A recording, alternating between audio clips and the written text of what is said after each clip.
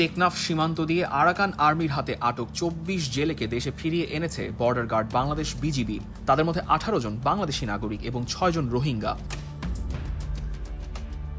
১৯ August বুধবার বিজিবির একটি প্রতিনিধি দল নাফ নদীর শূন্য রেখায় আরাকান আর্মির কাছ থেকে জেলেদের গ্রহণ করে টেকনাফ জেটিতে নিয়ে আসে।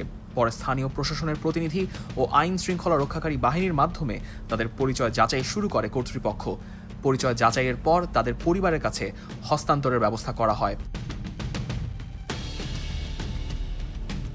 বিজিবি ২ টেকনাফের অধিনায়ক লেফটেন্যান্ট কর্নেল হানিফুর রহমান ভূঁইয়া দুপুরের দিকে টেকনাফের বাংলাদেশ মিয়ানমার ট্রানজিট জেটিতে আয়োজিত এক সংবাদ সম্মেলনে এসব তথ্য জানান।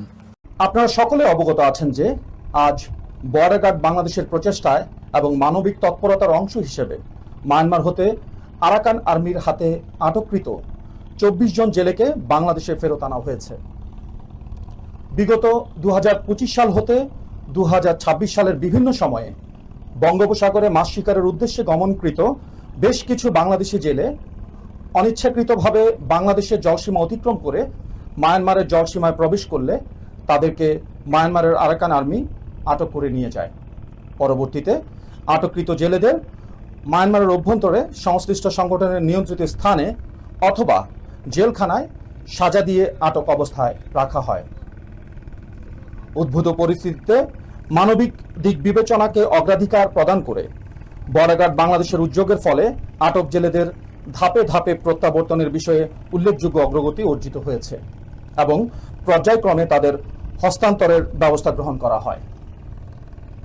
এ প্রেক্ষিতে আজ ১৯ আগস্ট ২০২৬ তারিখ বিজিবির একটি প্রতিনিধি দল নাফ নদীর শূন্য লাইনে আরাকান আর্মির নিকট হতে মোট ২৪ জন জেলেকে গ্রহণ করে টেকনাফ জেটি ঘাটে ফেরত নিয়ে আসে।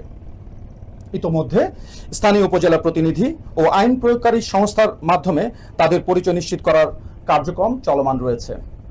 বর্তমানে দেশে ফিরিয়ে আনা জেলেদের তাদের পরিবারের নিকট হস্তান্তরের কার্যক্রম প্রক্রিয়াধীন রয়েছে। এই সফল উদ্যোগের ফলে আটক জেলেদের পরিবার পরিজনের মাঝে স্বস্তি ও আশ্বাসের পরিবেশ সৃষ্টি হয়েছে। মানবিক দৃষ্টিকোণ থেকে আটক জেলেদের প্রত্যাবর্তন একটি ইতিবাচক অগ্রগতি হিসেবে বিবেচিত হচ্ছে। অবশিষ্ট আটক জেলেদের নিরাপদ প্রত্যাবর্তনের লক্ষ্যে বিজিবির প্রচেষ্টা অব্যাহত রয়েছে।